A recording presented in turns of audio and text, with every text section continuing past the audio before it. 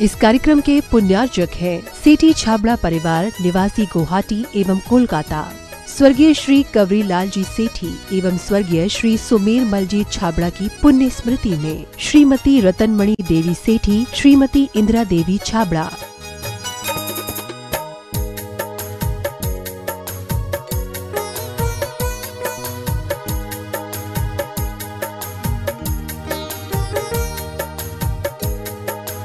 Indira lodges, warehousing और logistic park Guwahati, computer vision works, विवरण घर Guwahati, Navkar www.navkargroup.in, aluminium framework प्रणाली, कॉलम बॉक्स शटरिंग खिड़की प्रणाली और वास्तु उत्पादों के निर्माता कोलकाता। माता जी श्रीमती सरोज जैन, श्री नीरज जी जैन, शिखा जैन, श्री दीपक जी, आंचल जैन, आकर्ष जैन, पृथ्वी जैन, यशवी जैन, नेहल जैन और आरना जैन एवं सुख सरोज परिवार, सुख सरोज ज्वेलर्स प्राइवेट लिमिटेड, बगीची नंबर 3/6, गुरुद्वारा वाला साहिब रोड, आश्रम, नई दिल्ली।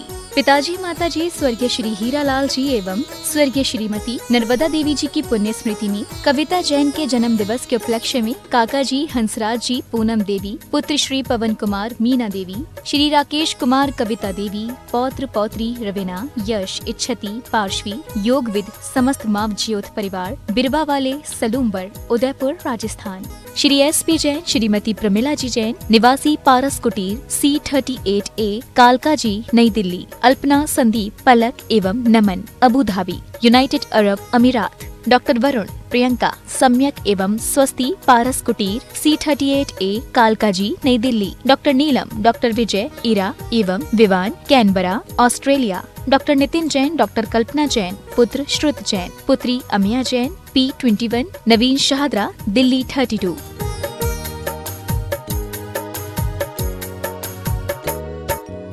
माता श्री सुशीलाबाई जैन, ललितपुर वाले, श्रीमती मीना, अनिल कुमार जैन, VSR, श्री विद्यासागर रोडवेज, नागपुर। पुत्री एवं दामाद श्रीमती सोनिया, श्री आदेश कुमार जी, पौत्र रेहान, मास्टर युवान जैन, सिंगापुर। श्रीमती स्वाति पीयूष जैन, मास्टर दर्श जैन, मास्टर गर्व जैन, BSR, श्री विद्यासागर रोडवेज परिवार, नागपुर। सौभाग्यवती किरण, कमल कुमार जैन, दिल्ली। सौभाग्यवती शिमला, राजेंद्र कुमार जी, घनसौर। सौभाग्यवती Mukta, Ajay Jain, dream soapy, BSR, Shri Vidyasagar roadways, Nagpur.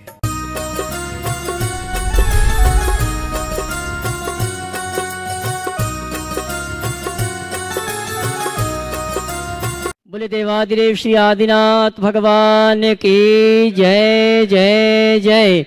बोले चंदा प्रभु भगवान की जय जय जय। चिंतामणि पार्श्वनाथ भगवान की जय जय जय। संत शिरोमणि गुरुराचार्य श्री विद्यासागर जी महाराज की जय जय जय। गुणैतन प्रणेता, शंका समाधान, भावना योग प्रवर्तक, प्रखर वक्ता, जन जन के संत, परम पूज्य मुनि श्री 108 प्रमाण सागर जी महाराज की जय जय जय। बोले परम पूज्य मुनि श्री अरय सागर जी महाराज की। सत्य और संस्कृति का सजा भव्य वेतान, कदम मिलाकर चढ़ पड़े धर्म और विज्ञान।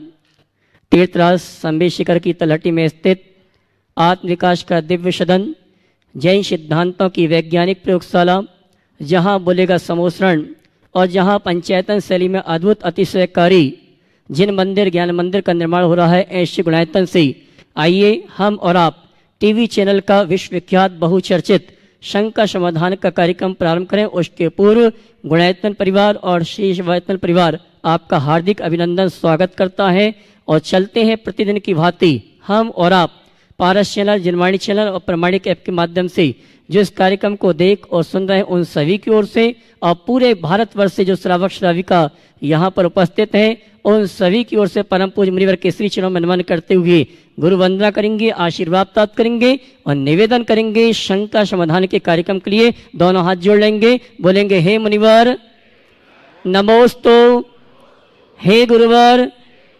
नमोस्तु, हे मुनिवर नमोस्तु।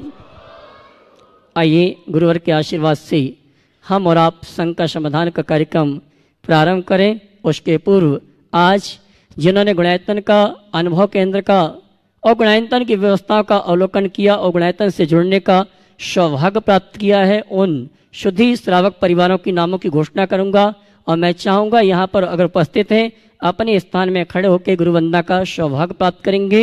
गुणायतन में जो वेदी आदि का निर्माण होना, उसमें स्वर्ण दान देने का सौभाग्य जिन्होंने प्राप्त किया है, श्रीमती गुणमाला भदौरा पुत्र मनीष कुमार जी स्वर्ण दान देने का सौभाग्य जिन्होंने प्राप्त किया है। श्री निर्मल जी, श्रीमती शोभा मोदी तेंदुखेड़ा अगर उपस्थित हैं तो अपने स्थान में खड़े होकर गुरु वंदना का सौभाग्य प्राप्त करेंगे। श्रीमान विजय कुमार जी, अर्चना काला, नवल वर्षा काला गया, हीराबाई जी, रमेश लाल सुंदेचा अहमदनगर अगर उपस्थित हैं तो परम पूज्य मुनिवर के श्री चरणों में नमन करते हुए गुरु वंदना का तीनों अपने स्थान में खड़े के वहीं पर खड़े होकर आशीर्वाद प्राप्त करेंगे। और आइए निर्माण निधि के रूप में जिन्होंने गुणायतन से जुड़ने का सौभाग्य प्राप्त किया है अगर उपस्थित हैं तो अपने स्थान में खड़े होकर गुरु वंदना आशीर्वाद प्राप्त करेंगे। श्रीमती सरोज रानी धर्मपत्नी श्री संतोष कुमार जी हीरागंज कटनी। इसी क्रम में चारुलता जी, अमन जी शाहीबाबाद, श्रीमती वैशाली यतीन नगर नाइक अमरावती अगर उपस्थित हैं अपने स्थान में खड़े होकर गुरु वंदना का सौभाग्य प्राप्त करें। श्रीमान कपूर चंद जी, सुनीता जैन, शशांक जैन सागर।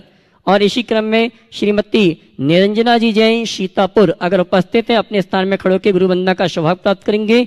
और आइए मैं उन सुधी श्रावकों को मंच में आमंत्रित करूंगा, वे आएंगे परम पूज्य मुनिवर के श्री चरणों में नमन करते गुरु वंदना का सौभाग्य प्राप्त करेंगे और गुणायतन परिवार उनका सम्मान का कार्यक्रम संपन्न करेंगे। सर्वप्रथम मैं आमंत्रित करूंगा निर्माण मित्र के रूप में जिन्होंने जुड़ने का सौभाग्य प्राप्त किया है, राजश्री जम्मू हेमगिरी आशा रानी शंबा होशके सिरगुप्पी हमारे बीच उपस्थित हैं, वे आएंगे और परम पूज्य मुनिवर के श्री चरणों में नमन करते गुरु वंदना का सौभाग्य प्राप्त करेंगे।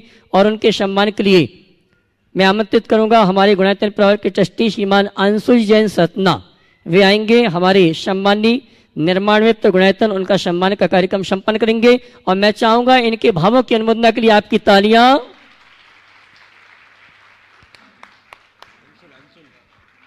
आइए अंशुल भाई गुणायतन परिवार की ओर से सम्मान का कार्यक्रम संपन्न कर रहे हैं। और इसी क्रम में निर्माण मित्र के रूप में गुणायतन से जुड़ने का जिन्होंने सौभाग्य प्राप्त किया है, स्वर्गीय हुकुम चंद जी जैन लारवाले की स्मृति में धर्मपत्नी श्रीमती गुणमाला जी, आशीष जी, आलोक जी, अनुज जी, सुदाता जी, अनामिका जी, अनुभा जी, अभि जी, अंश जी, वंश जी, औश ईसी, अनु जैन टीकमगढ़ आएंगे और परम पूज्य मुनिवर के श्री चरण में नमन करते हुए गुरु वंदना का सौभाग्य प्राप्त करेंगे। और इनके सम्मान के लिए मैं आमंत्रित करूंगा हमारे गुणायतन परिवार के ट्रस्टी श्रीमान रतन चंद जी चौधरी कटनी शहडोल वाले यहाँ पर उपस्थित हैं, मैं चाहूंगा वे आएंगे गुणायतन परिवार की ओर से हमारे गुणायतन से निर्माण मित्र के रूप में जुड़ने वाले शुद्धि श्रावक का सम्मान का कार्यक्रम संपन्न करेंगे। और जब सम्मान हो तो मैं चाहूंगा ताली जरूर बजाएं। और आइए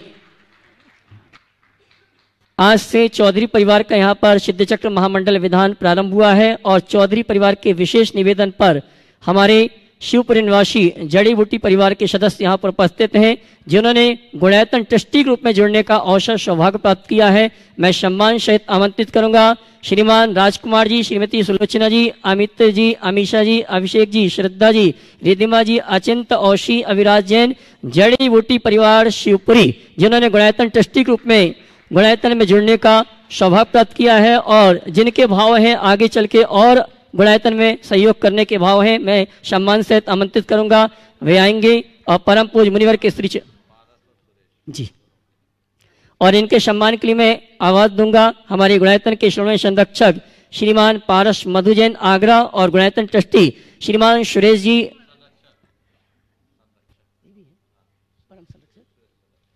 हाँ जी परम संरक्षक श्री सुरेश जी दातोड़ा वाले रामगंज मंडी, ये दोनों आएंगे हमारे सम्मानी श्रीमान राजकुमार जी सुलोचना जी परिवार का सम्मान का कार्यक्रम संपन्न करेंगे और चौधरी परिवार और साथ में यहाँ पर उपस्थित जो श्रावक हैं जोरदार ताली बजाकर इनका सम्मान करें।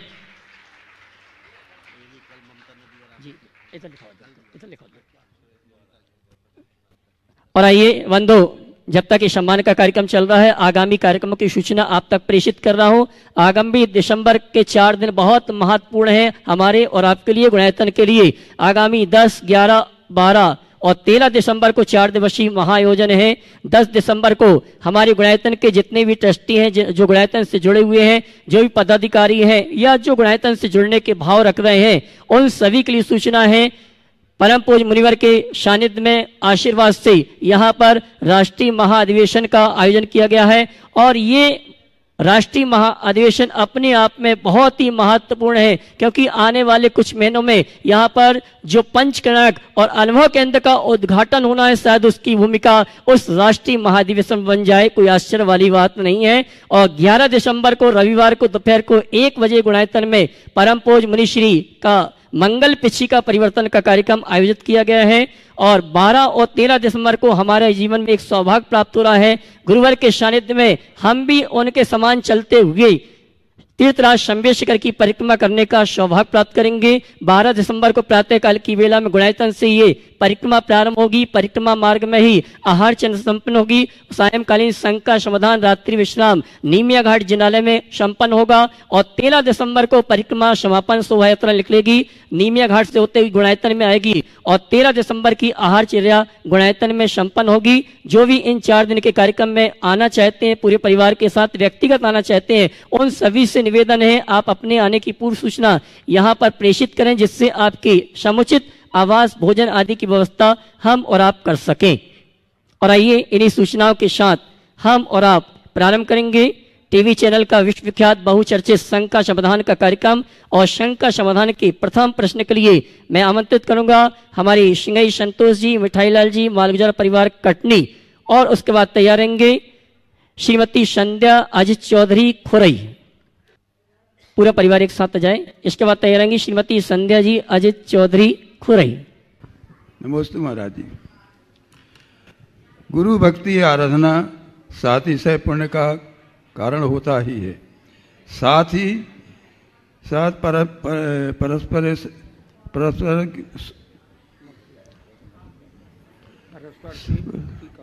परस्पर से मुक्ति का कारण भी होता है। यह वाक व्यवहार में से सही है, इसका विस्तार हाँ से बोल दो, समझ में नहीं आई। प्रवीण तुम, हाँ मिठाई लाल जी। हाँ, हे गुरुवर नमोस्तु नमोस्तु नमोस्तु। भक्ति आराधना सातिशय पुण्य का कारण तो है ही, साथ ही साथ परंपरा से मुक्ति का कारण भी है। यह वाक्य व्यवहार न से इसका विस्तार से वर्णन करें। नमोस्तु महाराज जी। देखते भक्ति आराधना निश्चित रूप से जो आपने कहा है, सातिशय पुण्य के बंध के साथ परंपरा मुक्ति का कारण है। और ये जो कुछ भी है व्यवहार है, बंधन भी व्यवहार है और मुक्ति भी व्यवहार है। निश्चय में तो न तो बंधन है न ही मुक्ति। इस विषय में एक बात मैं जरूर कहना चाहूँगा। बहुत सारे लोगों की ऐसी भ्रांत धारणा है कि पूजा भक्ति आराधना से केवल पुण्य का बंध होता है और पुण्य तो संसार का कारण है। ऐसे लोगों को मैं ये जरूर कहना चाहूँगा कि थोड़ा आगम को ठीक तरीके से समझे, पढ़ें, तो शायद ये सवाल ही नहीं आए, ये बात ही ना आए। पूजा भक्ति आराधना से पुण्य का बंध तो होता है, पर केवल पुण्य का ही बंध नहीं होता। पुण्य के बंध के साथ साथ पाप की निर्जरा भी होती है। अब मैं इस संदर्भ में आगम के कुछ संदर्भ आप सबको जरूर बताना चाहूँगा। एक लंबे अंतराल के बाद ये सवाल उपस्थित हुआ है और इसलिए तत्व जिज्ञासुओं के भ्रम के निवारण के लिए इस पर प्रकाश आवश्यक और अपेक्षित है। मैं आपको पूजा भक्ति आराधना की क्या महिमा बताऊं। हमारे शास्त्रों में तो ये कहा है कि नमोकार बोलने मात्र से प्रति समय असंख्यात गुने कर्मों की निद्रा होती है और पूजा भक्ति से पुण्य का बंध है और पाप की निद्रा दोनों युगपत कैसे होती है।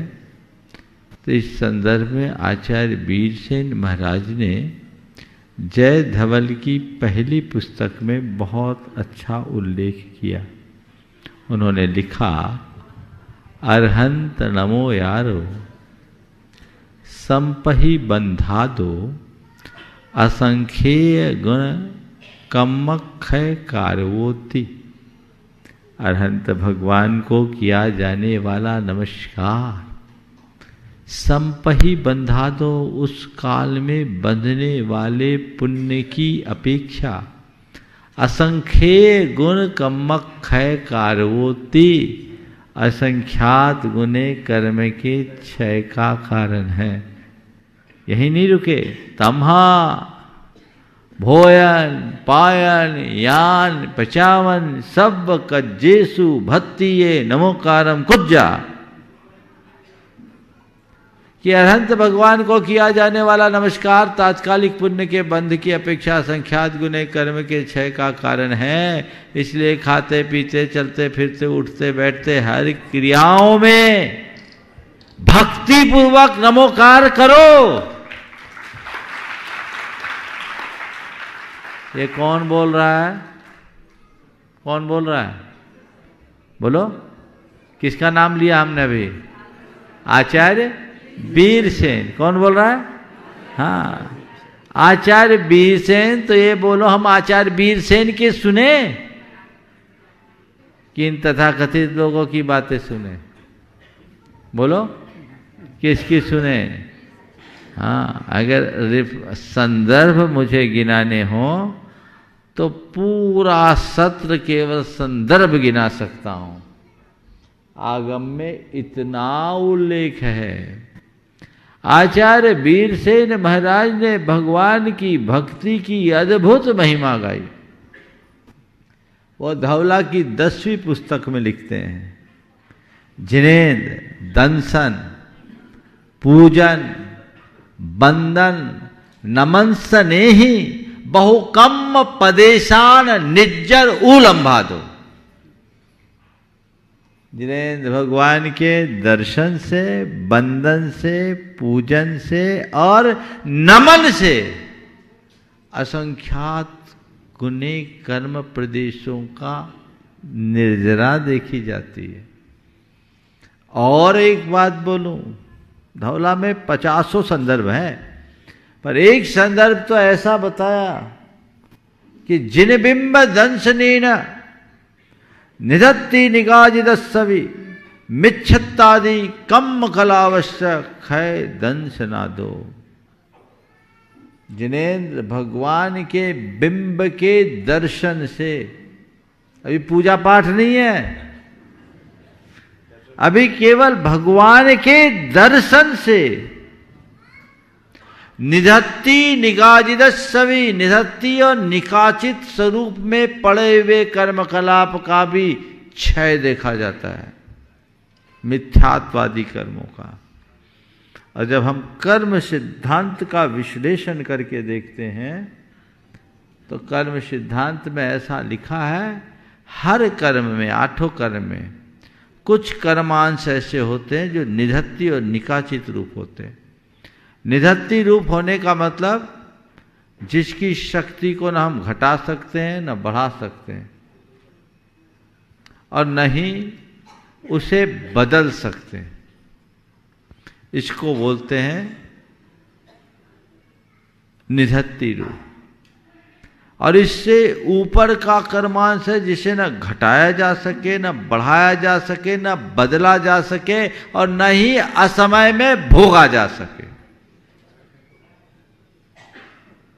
जिसमें उत्कर्षण अपकर्षण संक्रमण और उदीर्णाचारों का अभाव, और जिसमें उत्कर्षण और अपकर्षण का अभाव हो, संक्रमण और उदीर्णा संभव, उसको बोलते निधे सॉरी संक्रमण और उदीर्णा ना हो, उत्कर्षण अपकर्षण हो सके। ऐसे निधत्ति और निकाचितपन जिन कर्मों में होते हैं वे सारे कर्म शुक्ल ध्यान की विशुद्धि से ही नष्ट होते हैं। कर्मक्षय की प्रक्रिया में जब कोई साधक आगे बढ़ता है तो 9वें गुणस्थान में जाने पर कर्मों का निधत्तीपना और निकाचितपना पूरी तरह नष्ट होता है। उन कर्मांशों का भी एक अंश भगवान के बिंब के दर्शन मात्र से नष्ट होता है। अब लोगों को ये भी समझ में नहीं आए तो ऐसे लोगों से हम क्या कहें। ज्यादा उत्तर नहीं दूंगा, बहुत लोगों की लाइन है, लोग कोसेंगे, पर मैं इतनी बात करता हूं, दुनिया की बातों में मत जाओ। भक्तिये जिनवरानम जम खी यदि पुव्व संचियम कम्मम। भगवान की भक्ति से पूर्व संचित कर्म का क्षय होता है। और आचार्य कुंद कुंद ने तो खुद ने भक्ति की, और वो कहते एन थो तेन जो पंच गुरु वंदे गुरु संसार घन विल्ली सो छिंदे। जो भगवान के पंच परमेष्टि के स्तोत्र के माध्यम से उनकी वंदना करता है, वो गुरुतर संसार की लता को एक पल में छेद डालता है। समझ गए? अब लोगों को समझाने का मतलब नहीं है। एक ने कहा कि कोई 35 और 35 70 बोल दे तो मैं अपनी भैंस दे दूंगा। कोई 35 और 35 70 बता दे तो मैं अपनी भैंस दे दूंगा। उसकी घरवाली घबराई, बोले अरे 35 और 35 70 तो होता ही है, कोई बोल देगा तो क्या करोगे? भैंस दोगे तो बाल बच्चे क्या खाएंगे? उसने कहा अरे पगली बोलने तो दे, मैं मानूंगा तब तो। ऐसे लोगों को बोलने की जरूरत नहीं है। चलिए, चौधरी परिवार अपनी शंका का समाधान प्राप्त करे, उसके पूर्व श्रीमती डाली सिंगई मालगुजार परिवार। दो स्वामी देखो, आपको एक ही सवाल में 3 का नंबर आ गया, सेकेंड राउंड में करना। चौधरी परिवार बोलो। नमोस्तु महाराज। हे स्वामी। एक मिनट। हाँ, नमोस्तु नमोस्तु। बोलो, उधर ही लो पहले, इसके बाद। हे स्वामी, हमें हमेशा हमारे सुख और दूसरों के दुख कम दिखाई देते हैं, तो हम ऐसा क्या करें अपने सुखी होने का उपयोग दूसरों के दुख दूर करने में कर सकें? बहुत अच्छा भाव प्रकट किया। हमें हमारे सुख और दूसरे के दुख कम दिखाई पड़ते हैं। ऐसा हम क्या करें कि हम अपने सुख के साथ औरों के सुख में सहयोगी बन सके। बात बिल्कुल यथार्थ है। लोगों को अपना सुख कम, दूसरों का सुख ज़्यादा दिखाई पड़ता है, और लोगों को दूसरों का दुख कम, अपना दुख ज़्यादा दिखता है। इसके लिए आपने उपाय पूछा है कि हम क्या करें, तो इसका एक ही उपाय है, अपनी दृष्टि को बदलो। हम अपनी सोच को सकारात्मक बना लें तो हमारा सुख तो हमें सुख दिखेगा ही, हमें हमारे दुख में भी सुख दिखने लगेगा। और यदि हमारी सोच थोड़ी सकारात्मक हो जाए तो हमें हमारा दुख नहीं दिखेगा, हमारा दुख हमें सुख लगने लगेगा। और हमारे अंदर की संवेदना अगर जागृत हो जाए तो दूसरों का दुख भी हमें प्रभावित करेगा, और हम उससे प्रेरित होकर उनके दुख के निवारण के लिए कुछ अच्छा कर सकेंगे। श्रीमती डाली सिंगई मालगुजार परिवार कटनी, उसके बाद तैयार रहेंगे परम संरक्षक श्रीमान राकेश जी, रजनी जी गोधा, इंदौर। नमोस्तु महाराज जी। महाराज जी, प्रश्न ये है मेरा, प्रश्न नहीं है। जब छोटे थे हम, तो हम कोई भी अपनी गणित की हो, फिजिक्स की हो, केमिस्ट्री हो, कोई भी प्रॉब्लम रहती थी तो एक फार्मूला फिट करके उस प्रॉब्लम को हम सॉल्व कर लेते थे। अब महाराज जी बड़े हो गए हैं, अब हमारे पास बहुत सारी समस्याएं आती हैं, हम ऐसा कौन सा फार्मूला फिट करें कि सब सॉल्व हो जाए? देखो, फिजिक्स केमिस्ट्री पढ़ते समय जो फार्मूला हम लोग अपनाते थे, आपने नहीं मैंने भी अपनाया, सभी अपनाते हो, तो जो भी फार्मूला अपनाते वो सॉल्व हो जाता था, क्योंकि वो काम हमें कागज पर करना पड़ता।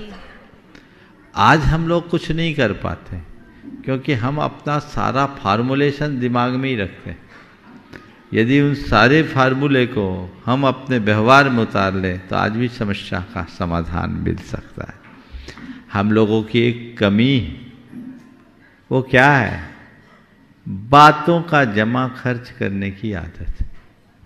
हम लोग बातें बहुत करते हैं, विचार बहुत रखते हैं, अमल कम करते हैं।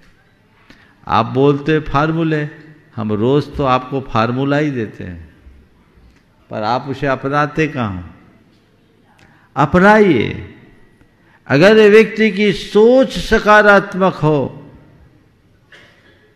हृदय में उदारता हो, सहनशीलता और संवेदना हो, तो घर परिवार और जीवन व्यवहार में ऐसी कोई समस्या नहीं जिसका समाधान ना हो, सब कुछ हो सकता है।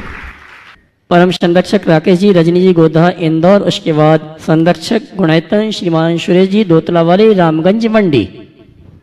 प्रातः स्मरणीय गुरुदेव के चरणों में सत्सत नमन, पूरे गोधा परिवार का भी सत्सत नमन, पूज्य हरे सागर महाराज के चरणों में सत्सत नमन।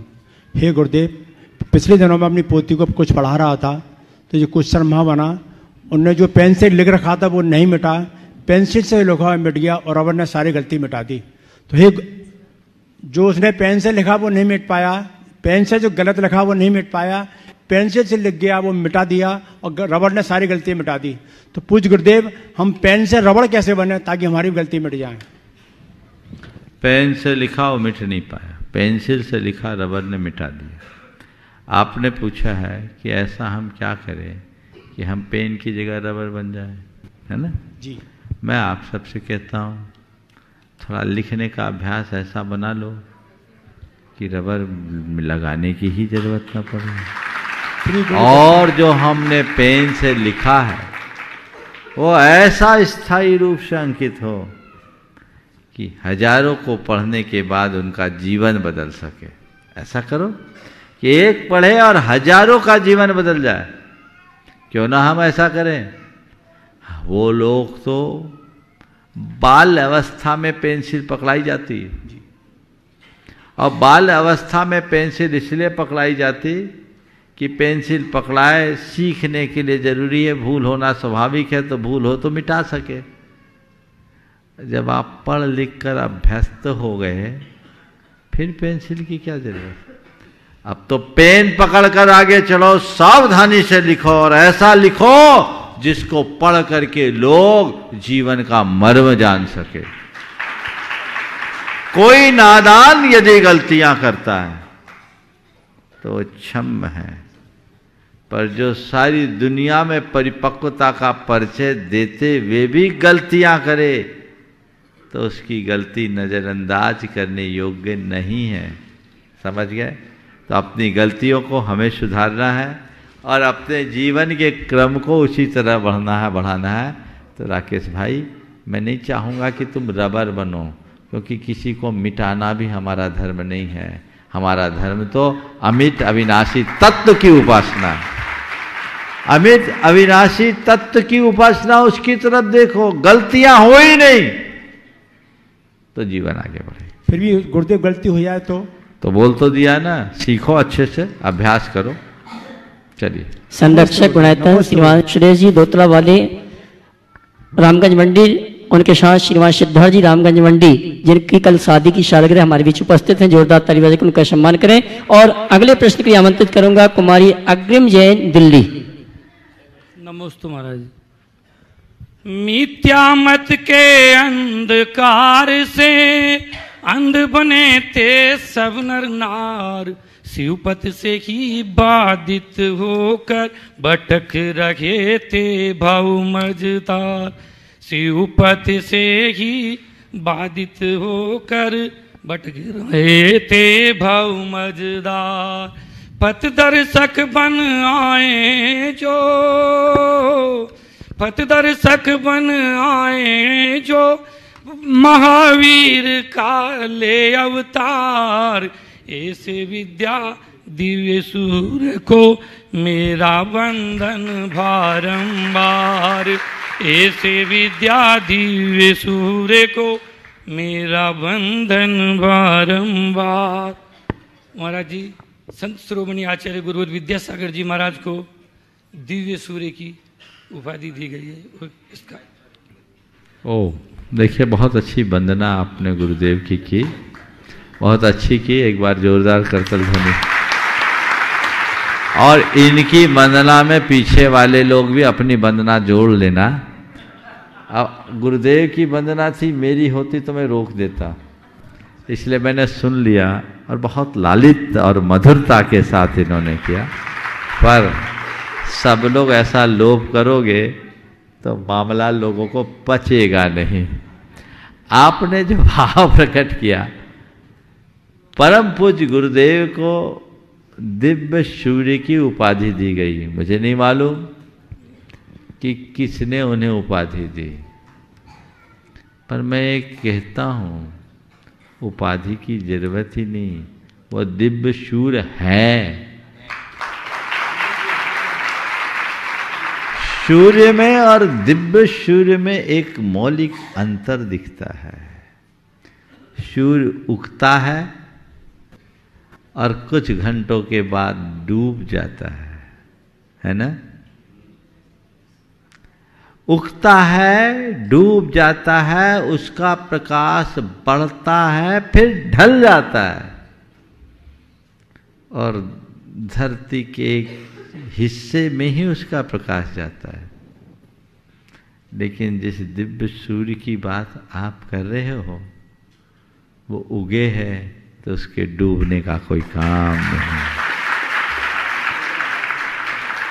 उसका प्रकाश बढ़ ही रहा है, प्रताप बढ़ ही रहा है और बढ़ते ही रहेगा, कम होने का कोई काम नहीं, है ना? और फिर जो सूर्य है उस पर ग्रहण भी लगता है, पर इस सूर्य के लिए कोई राहु केतु नहीं, इस पर कोई ग्रहण नहीं, ये सदोदित रहने वाले हैं। हम सबका महा सौभाग्य है कि हमने ऐसे युग में जन्म लिया जिस युग में ऐसे महान विभूति ने देह धारण कर, उनने जन्म नहीं लिया, देह धारण किया, देह धारण कर सारे जगत को अपना प्रकाश दिया है। समझ गए? तो ये दिव्य सूर्य तो है ही, उनके लिए किसी उपाधि की अपेक्षा नहीं है। मुझे तो लगता है सारी उपाधियां उनके पीछे गौण है और वे इन सब से ऊपर है, बस हम उन्हें याद कर प्रणाम कर ले, इसी में हमारा जीवन था। नमस्ते। कुमारी अग्रिम जैन दिल्ली, उसके बाद तैयार रहेंगे गुणायतन ट्रस्टी श्रीमान अंशुल जी सतना। कौन है? अरुण? कहाँ है? कुमारी अग्रिम जैन दिल्ली नहीं है, चलिए आइए। गुणायतन ट्रस्टी श्रीमान अंशुल जी सतना, उसके बाद तैयार रहेंगी श्रीमती ममता जी कटनी। बेटे का सवाल है कि बाबूजी का? गुरुदेव, इसका साल भर का सवाल है और मेरा पूरी समाज का सवाल है। चलो बोलो। महाराज जी, जब नमस्ते महाराज जी, महाराज जी जब नारकियों को जैसे पापा क्या होता है देव संबोधने जाते हैं कि तुमने पिछले जन्म में गलत काम किए इसलिए तुम्हें ऐसी पर्याय मिली, तब वो देव पर हमला नहीं करते होंगे? अच्छा, बहुत अच्छा सवाल किया है। ये इसके तर्कशील प्रतिभा को प्रकट कर रहा है कि नारकियों को देव समझाने जाते हैं तो क्या देवताओं पर नारकी हमला नहीं करते? देखो ऐसा है, तुमने किसी शरारती बच्चे को देखा है? खुद भी करते होगे। हाँ। हाँ, बहुत से शरारती बच्चे होते हैं, लेकिन कितने भी शरारती बच्चे हैं जिसके प्रति उसकी श्रद्धा होती, उसके सामने शांत होते कि नहीं? तुम शरारती हो कि सीधे? पहले ये बताओ। शरारती हो? तुम सब जगह शरारत करते हो, मेरे सामने सीधे हो ना? क्यों हो? बोलो क्यों हो? कि श्रद्धा है। क्या है? समझ गया ना? तो ये जो नारकी होते हैं ना, उनके पास जब देवता लोग जाते हैं, उनके प्रति उनकी ऐसी श्रद्धा और लगाव बन जाता है कि उनको देखते उनके भाव बदल जाते हैं। समझ गए? समझ में आ गई? तो अटैक नहीं करेंगे, करना चाहे तो वो कर सकते हैं। हालांकि नारकी में इतनी ताकत नहीं कि देवताओं को हरा दे, देवताओं के पास ज़्यादा पावर होता है, लेकिन देवता लोग उनसे पंगा नहीं लेते और यही एक बात सीखने की है कि समर्थ लोगों को दुष्टों से नहीं उलझना चाहिए। समझ गए? नहीं तो नारकियों को वो चाहते तो अपनी शक्ति के बल पर भी हिला सकते थे, पर वो शक्ति से नहीं युक्ति से काम करते हैं, उनके बुद्धि और विवेक को जगाते हैं, जिससे उनके जीवन का पथ प्रशस्त होता है। गुणायतन ट्रस्टी श्रीमान अंशुल जी सतना, उसके बाद तैयारेंगे श्रीमती ममता जी कटनी। पूज्य गुरुदेव के चरणों में बारंबार नमोस्तु नमोस्तु नमोस्तु। भगवान आपके आशीर्वाद से सतना समाज बहुत अच्छी चल रही है, सभी ने आपके चरणों को नमोस्तु कहा है। भगवान शंका यह है कि मंदिर में जो पताका लगाई जाती है, मंदिर में जो ध्वज पताका लगाई जाती है, वह वस्त्र की होना चाहिए अथवा धातु की, और मंदिर की पताका के साथ साथ समाज जन के हृदय में प्रेम की पताका कैसे फहरे, एकता की पताका कैसे फहरे, महाराज शंका का निवारण करें। अगर शास्त्रों की बात करें तो चाहे कृत्रिम जिनालय हो या अकृत्रिम जिनालय, सब में ध्वज तो वस्त्र के ही होते हैं,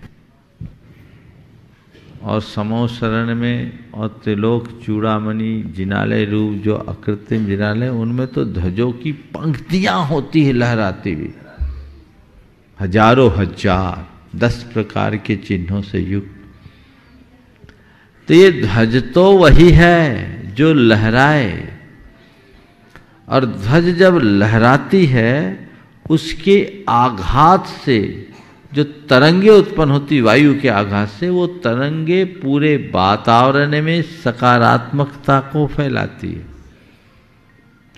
ये पिछले कुछ 25, 30, 40 वर्षों से हमारे समाज का और कुछ पंडितों का प्रमाद है कि ये झगड़े में कौन पड़े, ध्वजा चढ़ाना है तो उसके लिए फिर पूरी पाड़ बांधो, ऊपर चढ़े तो चलो, हमेशा के लिए एक बार धातु की लगा दो, सिंबॉलिक ध्वजा हो गई। वो ध्वजा है ही नहीं।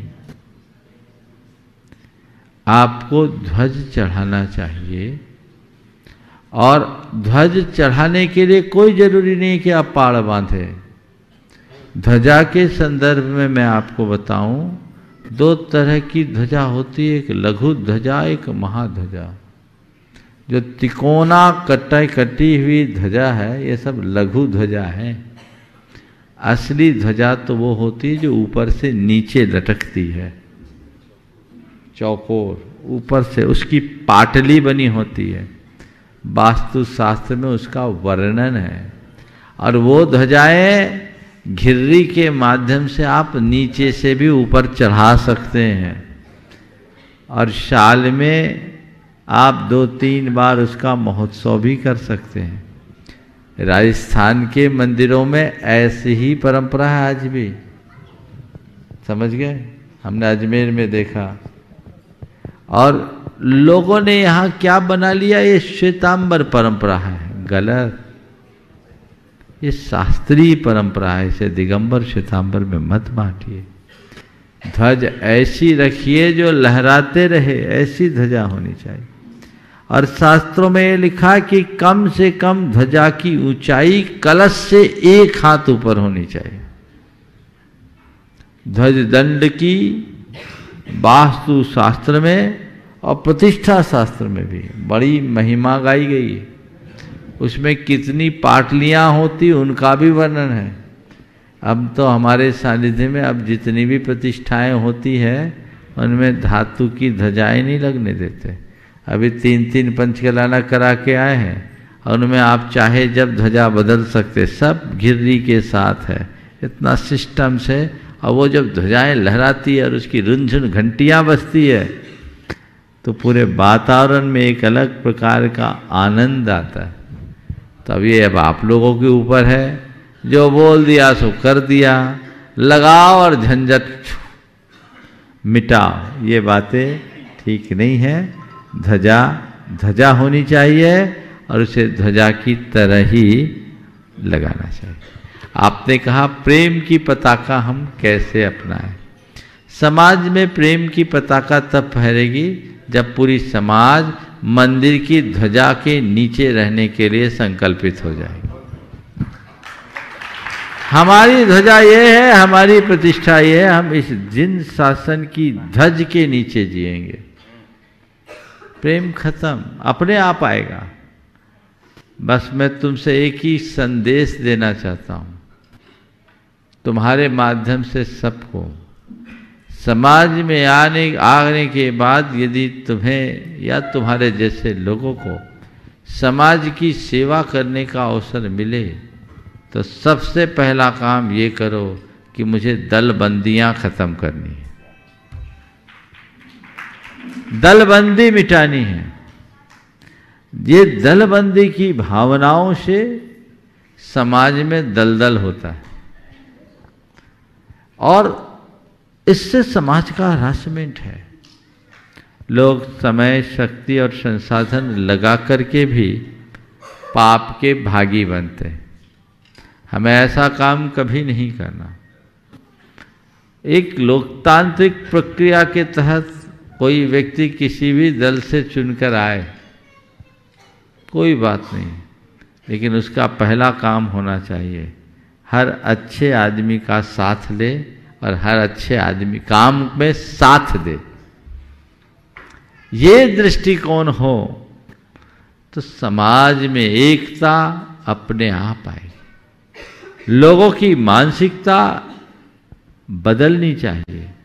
ये नहीं सोचना चाहिए कि मैं समाज में कोई पद पाया हूँ, ये सोचना चाहिए कि मुझे जिन शासन की सेवा करने का शुभ अवसर मिला है और इस अवसर का मुझे लाभ उठाना है। अगर इतनी सी सोच बदल जाए तो फिर तो कुछ कहने की जरूरत ही नहीं। पर जब लोगों के हृदय में सत्ता का अहंकार आ जाता है तो अनेक प्रकार की विकृतियां उत्पन्न हो जाती। मैं ये नहीं कह रहा हूं कि तुम्हारे अंदर ऐसा होगा, तुम तो एक माध्यम हो।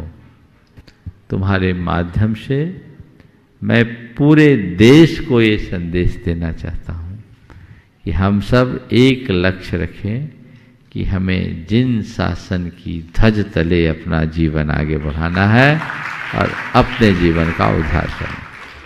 श्रीमती ममता जी कटनी, उसके बाद सम्मान से आमंत्रित करूंगा श्रीमती संदर्शक श्रीमान पारस जी, मध्य जी, आगरा। मंचासीन दोनों मुनिराजों के चरणों में बारंबार नमोस्तु नमोस्तु नमोस्तु। हे गुरुवर, मेरा यह प्रश्न है, कहते हैं अंत भला सो सब भला, तो क्या यह बात कहावत है कि सत्य है? यदि सत्य है तो इस जीव ने शुरू से खूब धर्म किया और अंतिम समय में यदि भाव विचलित हो गए, आत्मरोध परिणाम हुए, तो क्या बीच का किया हुआ धर्म निष्फल जाएगा? बहुत अच्छा। अंत भला सो सब भला, एक कहावत तो है ही, लेकिन कोरी कहावत नहीं है। कहावत होने के साथ साथ इसमें कुछ यथार्थ भी। आपका जो सवाल है, किसी ने जीवन भर धर्म ध्यान किया और अंत में उसके परिणाम बिगड़ गए, तो क्या उसका धर्म ध्यान व्यर्थ जाएगा? व्यर्थ तो नहीं जाएगा, पर वांछित फल नहीं देगा।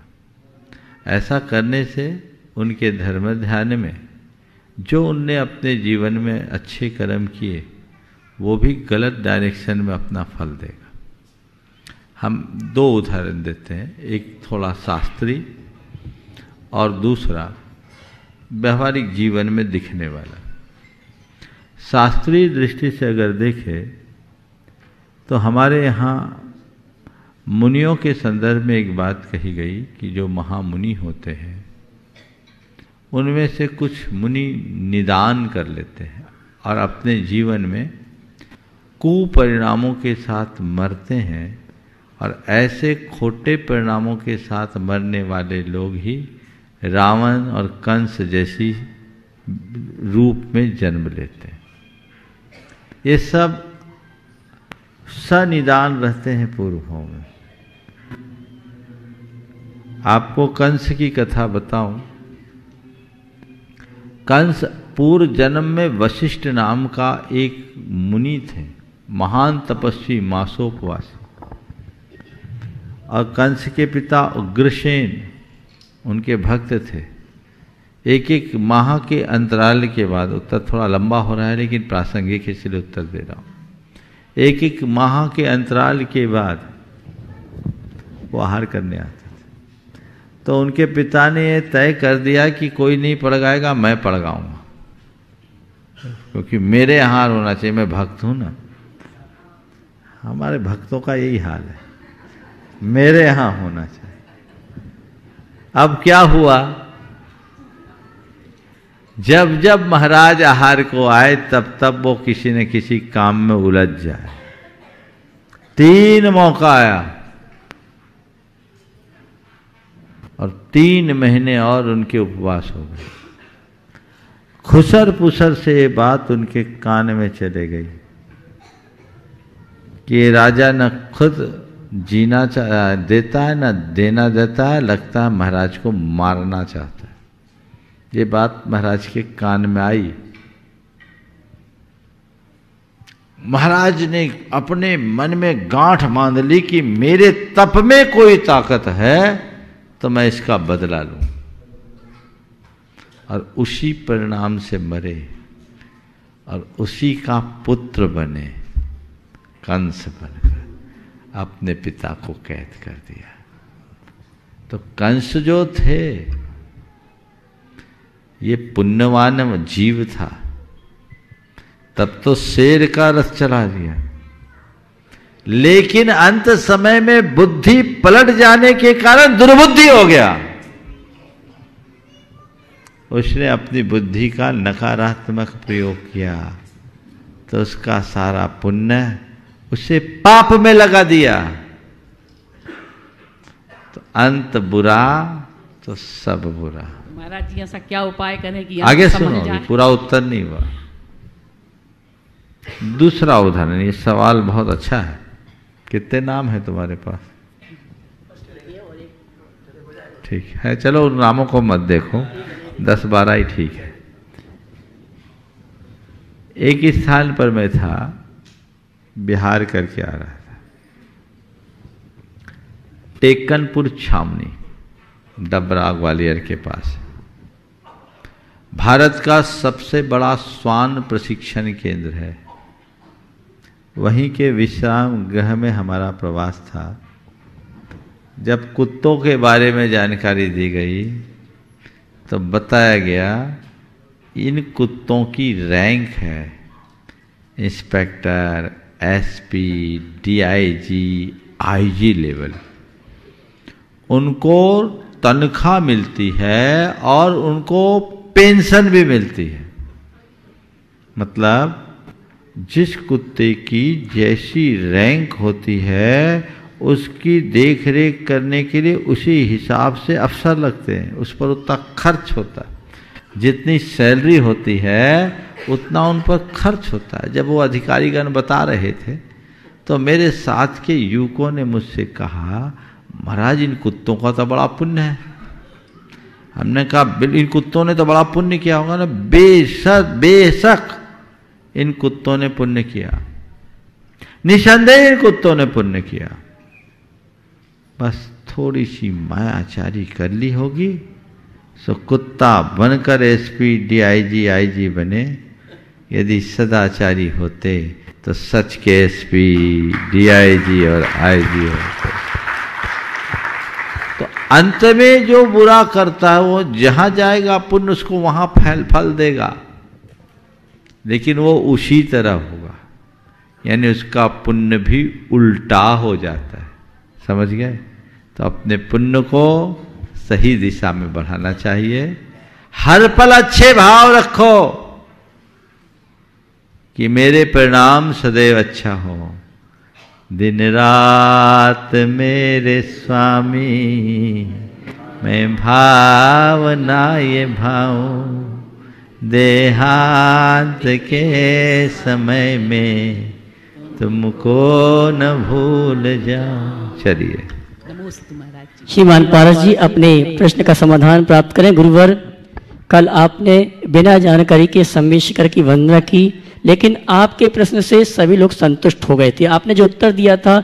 लेकिन अब सबका प्रश्न आ रहा है कि भैया जी 4 दिन के कार्यक्रम की घोषणा तो आप कर रहे हैं, लेकिन इसके बीच में अगर कोई महोत्सव हो तो उसकी जानकारी भी दे दें, जिससे हम आ सकें और नहीं आ सकें तो कम से कम घर में बैठ के अनुमोदना कर सकें। मुनिवर से निवेदन है, ऐसा कोई कार्यक्रम तो नहीं है आपका? निमित्त तो बनते रहते हैं और एक और अच्छा सुनिमित्त बना जिसकी किसी को जानकारी नहीं और अचानक ये निमित्त बना है। यहाँ एक प्रतिष्ठा होनी है और वो लघु पंचकल्याणक विधि से 24, 25 और 26 तारीख को त्रिदिवसीय इसी नवंबर में एक प्रतिष्ठा होनी। अब वो किनकी प्रतिष्ठा होनी है और क्यों होनी है उसके लिए तो आपको प्रतीक्षा करनी है। लेकिन इस प्रतिष्ठा का सौभाग्य गुणायतन के अध्यक्ष विनोद जी काला को मिला है और वह कार्यक्रम आगामी 24, 25, 26 3 दिन में यहाँ प्रतिष्ठा होनी है और निश्चित उस प्रतिष्ठा के बाद गुणायतन का गौरव और अधिक बढ़ेगा। आप सबकी जानकारी के लिए बता दिया। आप सब इसका जो यहाँ आएंगे उनको तो लाभ मिलेगा ही, बहुत ज़्यादा भीड़ उसके लिए बुलाई भी नहीं जा रही है। और यहाँ तो आपको बताऊं चंद्र प्रभु भगवान भी जब विराजमान है ना यहाँ के, उनकी प्रतिष्ठा उस समय जिस कमरे में मैं रहता हूँ वो पूरा नहीं हुआ था, वहाँ हुई। उसके शांति मंत्र की जाप भी हमने की थी। आज उसकी विशुद्धि पूरे पंचकल्याण की संपूर्ण प्रक्रिया वहाँ हुई। तो एक फिर योग यहाँ बन रहा है। जो लोग उसका लाभ उठाना चाहेंगे संपर्क करें।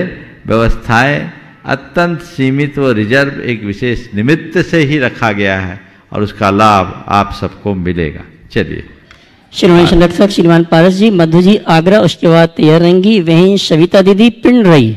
उस वाले प्रतिष्ठा में महाराज भी थे। हाँ हाँ, विराट सागर जी थे, पुराण सागर जी थे, बिल्कुल सही कह रहे हैं। हाँ बोलिए। नमोस्तु महाराज। नमस्ते महाराज श्री। मेरा सवाल वही ध्वजा के विषय में ही है कि जैसे ध्वजा लोग घरों में फहराते हैं, उसका क्या महत्व है? देखिए, घर में ध्वजा रखने से व्यक्ति के धार्मिकता का पता चलता है। ऐसा लोग कहते हैं जिस घर में ध्वजा फहराती है वहाँ नकारात्मकताएं हावी नहीं होती, और लोग कहते हैं कि घर में ध्वजा होनी चाहिए। पर ध्वजा का फायदा क्या होता, मैं एक प्रसंग बताता हूँ।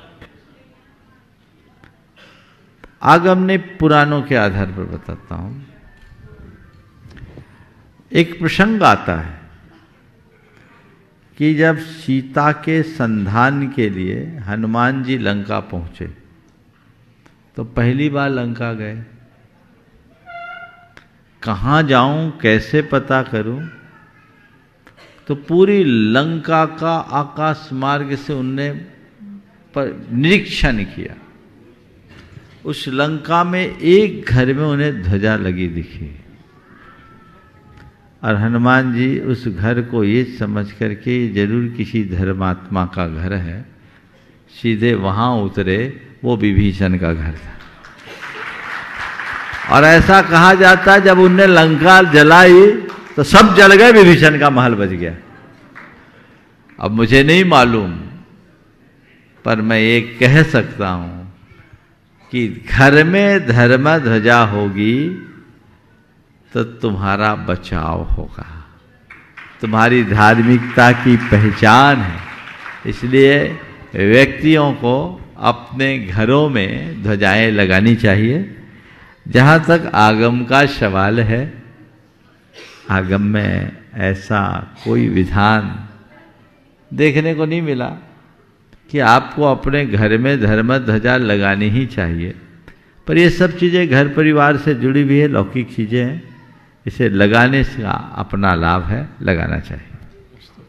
वहीं सविता दीदी पिंडई, उसके बाद श्रीमान धर्मेंद्र जैन मुंबई।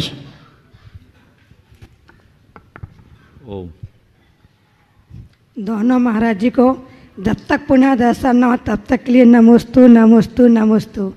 महाराज जी, जब भी तीर्थराज पर्वत की वंदना करने जाते हैं तो एक प्रश्न उठता है मन में कि किंवदंती है कि भट्टारक ने जो पर्ची उड़ाई थी तो वो उनकी काया इतनी लंबी थी या कोई हवा चली थी जो पर्ची चंद्रप्रभु टोंक तक चली गई और अभिनंदन यहाँ वहाँ चली गई?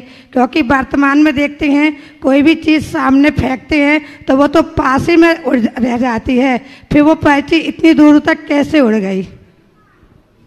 देखो, कभी किसी को मिसाइल दागते देखा है? बोलो, टीवी में देखा होगा, नहीं देखा। मिसाइल दागते हैं ना। चलो मिसाइल का छोड़ दो, दीपावली के दिनों में आतिशबाजी खेलते हैं, रॉकेट उड़ाते हैं, कितना ऊपर जाता है? बहुत। जहाँ तक हम थ्रो नहीं कर सकते उससे भी दूर।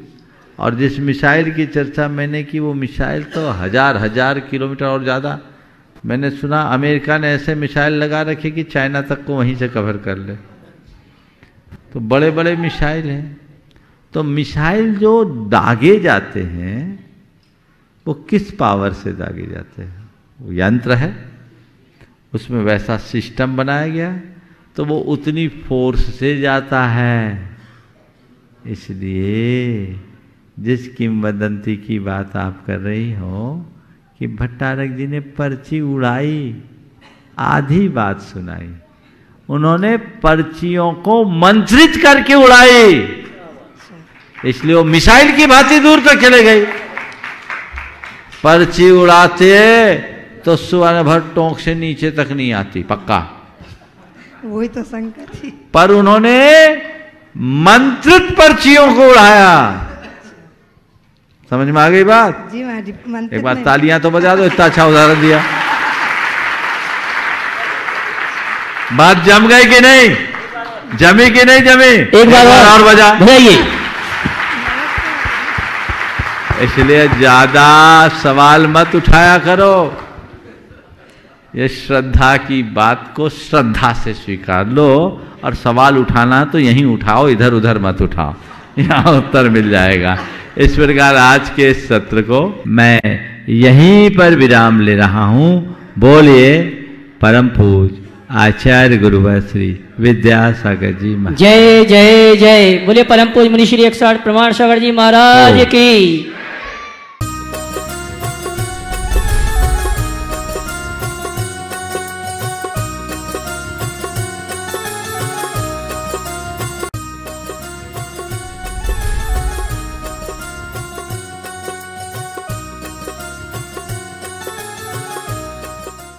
इस कार्यक्रम के पुण्यार्चक थे सेठी छाबड़ा परिवार निवासी गुवाहाटी एवं कोलकाता, स्वर्गीय श्री कवरी लाल जी सेठी एवं स्वर्गीय श्री सुमेर मल जी छाबड़ा की पुण्य स्मृति में श्रीमती रतनमणि देवी सेठी, श्रीमती इंदिरा देवी छाबड़ा।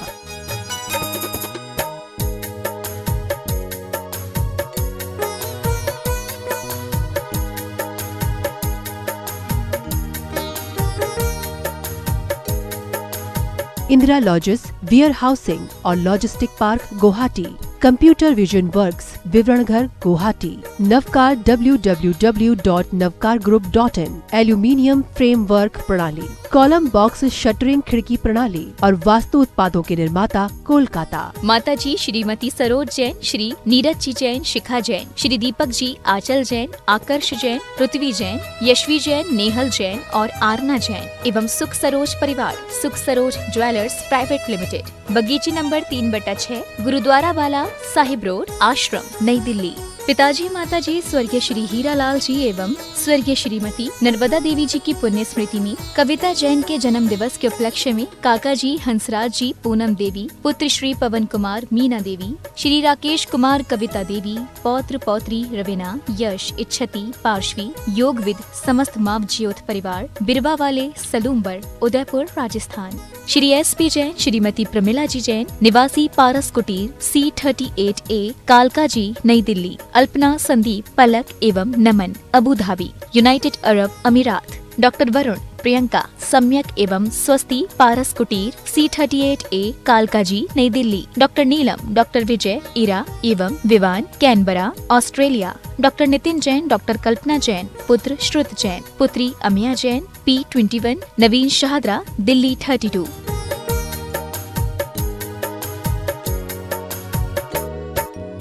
माता श्री सुशीलाबाई जैन ललितपुर वाले, श्रीमती मीना अनिल कुमार जैन VSR, श्री विद्यासागर रोडवेज नागपुर, पुत्री एवं दामाद श्रीमती सोनिया श्री आदेश कुमार जी, पौत्र रेहान मास्टर युवान जैन सिंगापुर, श्रीमती स्वाति पीयूष जैन, मास्टर दर्श जैन, मास्टर गर्व जैन, BSR श्री विद्यासागर रोडवेज परिवार नागपुर, सौभाग्यवती किरण कमल कुमार जैन दिल्ली, सौभाग्यवती शिमला राजेंद्र कुमार जी घनसौर, सौभाग्यवती Mukta Ajay Jain dream soapy BSR Shri Vidyasagar roadways